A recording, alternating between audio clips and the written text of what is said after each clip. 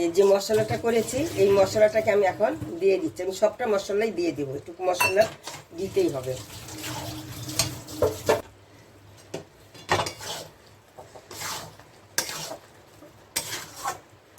এই আমার কিছুটা হওয়ার মধ্যে সব কিছু দেওয়া হয়ে গেছে।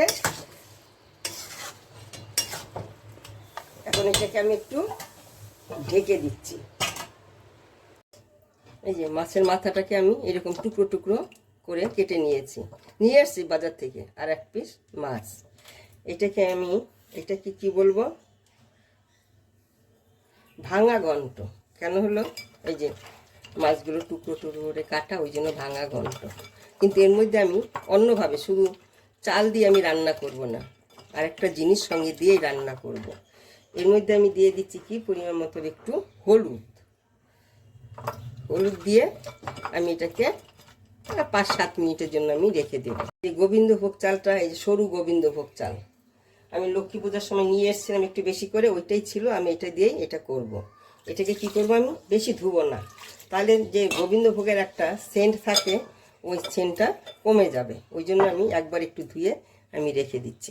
একবার ধুয়ে আমি জলটা ফেলে দিয়েছি, আর অল্প একটু জল দিয়ে আমি এটাকে ভিজিয়ে এই 10-15 মিনিটের জন্য আমি এটাকে রেখে দেব। আরেকটা কি হলো, আমি এই যে ওখানে আছে 200 গ্রাম চাল, এটা হলো চাল হলো আমার 200 গ্রাম চাল, আর 150 গ্রাম ডাল, মুগ ডাল।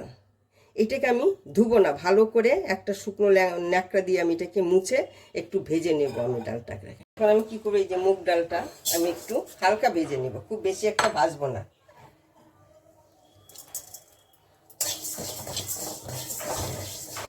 এই যে আমার ডালটা ভাজা হয়ে গেছে, এখন আমি এটাকে নামিয়ে জলের মধ্যে রেখে দেবো 8 ঘন্টা।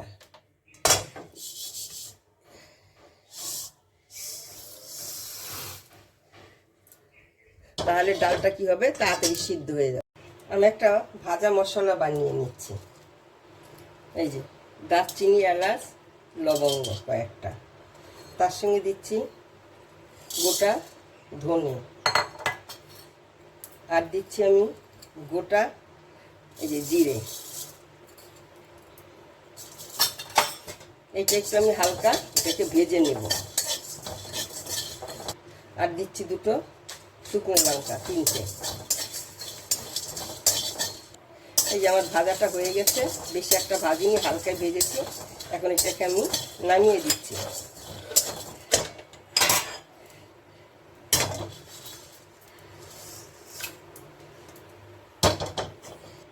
আমি রান্নাটা সরষের তেল দিয়ে করছি। এখন আমি মাছের মাথাটা দিয়ে দিচ্ছি, সবগুলো আমি একসঙ্গে দিয়ে দেবো।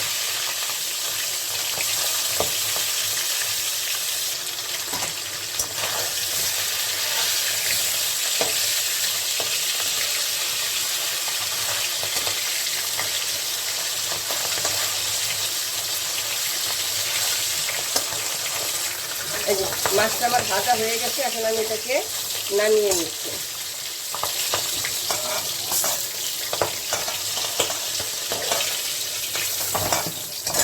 বাবা, এখন এখানে আমি কি করব, এই যে তেজপাতা, ওই তেলের মধ্যে আমি আর একটু তেল দেবো।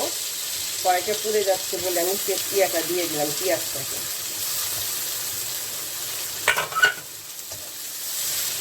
এখন আমি আর একটু তেল দিচ্ছি।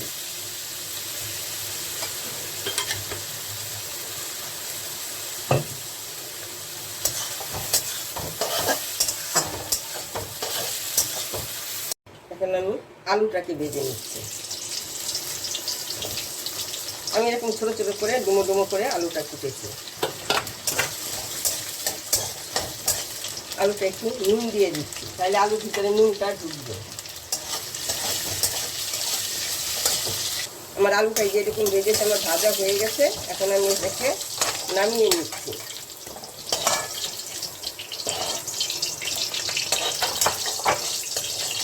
এই যে এটা এরকম ভাজা ভাজা হয়েছে পেঁয়াজটা, আমি এখন এর মধ্যে দিয়ে দিচ্ছি আদা, রসুন আর কাঁচা লঙ্কা মিক্সিতে পেস্ট করে নিয়েছি, ওইটাকে আমি দিয়ে দিলাম। তার মধ্যে আমি দিয়ে দিচ্ছি কি এখন পরিমাণ মতন হলুদ গুঁড়ো, আর অল্প দিয়ে দিচ্ছি জিরার গুঁড়ো, ধনের গুঁড়ো,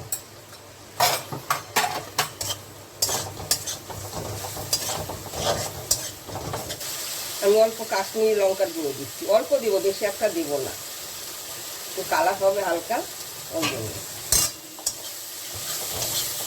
আর দিয়ে দিচ্ছি দুটো তেজপাতা। এখন এখানে দিয়ে দিচ্ছি আমি একটা টমেটো।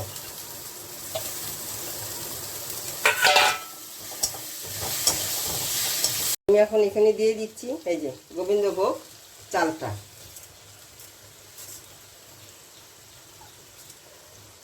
এটার সঙ্গে একটু ভেজে নিব, কারণ আমি ইয়াটাকে একটু ভেজেছি, এটাকে তো ভাজিনি, ওই জন্য আমি এটাকে একটু এর সঙ্গে ভেজে নেব মশলাটার সঙ্গে। এখন এখানে আমি চালটা ভাজতে এখন কী করবো, আমি এই যে ডালটাও আছে, ডালটা একটু জলের মধ্যে ভিজিয়ে রেখেছিলাম, ওর সঙ্গে একটু আমি ভিজিয়ে নিই।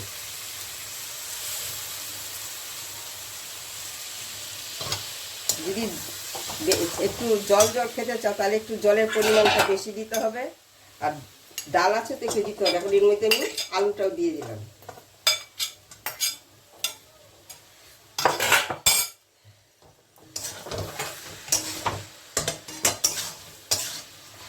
ডাল আর চাল একসঙ্গে আমি এই মশলাটার সঙ্গে আমি একটু ভেজে নিচ্ছি। এখন আমি এখানে এই গরম জল দিচ্ছি, ঠান্ডা জল দেবে না। সবসময় যে কোনো রান্নাতে গরম জল দিলে না ভালো হয়।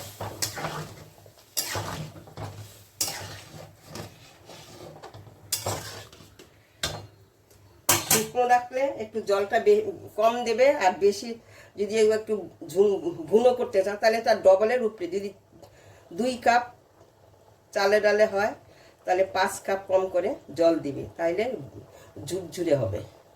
এখানে আমি এখন এই যে মাছের মাথাটাও দিয়ে দিচ্ছি, কিন্তু সব সময় কিন্তু অর্ধেক ডবল জল দিলেই কিন্তু চাল ডাল সিদ্ধ হবে না। কারণ হলো সিদ্ধ যে চালটা পূরণ হবে সেই চালটা সিদ্ধ হইতে সময় নেয়, আর সব চাল সমানভাবে সিদ্ধ হয় না। ওই জন্য জলের পরিমাণটা নিজেদেরই আইডিয়া করে দিতে হবে।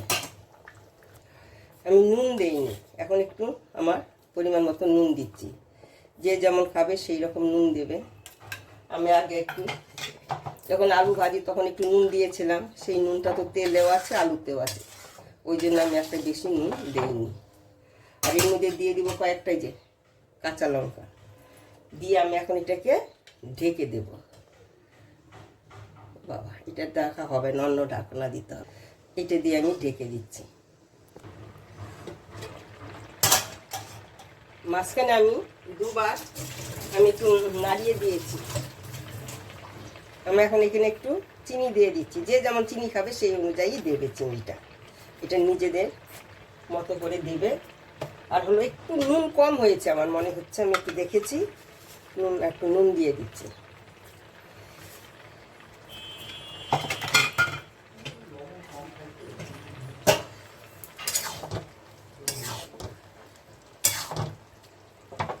আমি যেভাবে করেছি তোমরা একবার এইভাবে করে খাবে, ডাল দিয়ে মাছের মাথা দিয়ে করে দেখবে, এটা অন্যরকম হয়।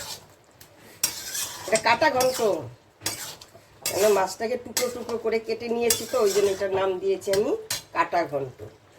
তারপরে কি করবো, একটু আমি এখন একটু ঘি দিয়ে দিচ্ছি। ঘিটা ভালো জমে আছে, আমি পরে দিই। আমি এখন এখানে দিয়ে দিচ্ছি ঘি, পরিমাণ মতন দিচ্ছি, তোমরা যে যেমন যদি বেশি ঘি খাওয়াতে ঘি বেশি দেবে। আমি এতটা দিয়েছি।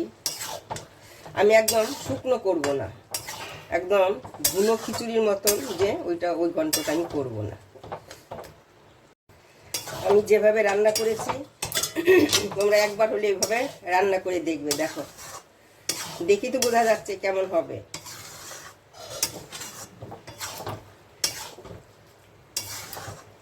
এখন এটাকে আমি নামিয়েই দেব।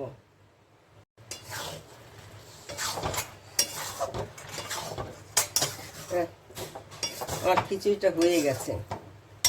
খিচুড়ি বলে এটা, কাটা ঘন্ট। মাছটাকে কেটে কেটে করেছি, এই যে সিদ্ধ হয়ে গেছে। এখন এটাকে আমি একটু সময় ধরে ঢেকে রাখি, তাহলে আর একটু শুকিয়ে যাবে। কেন ডাল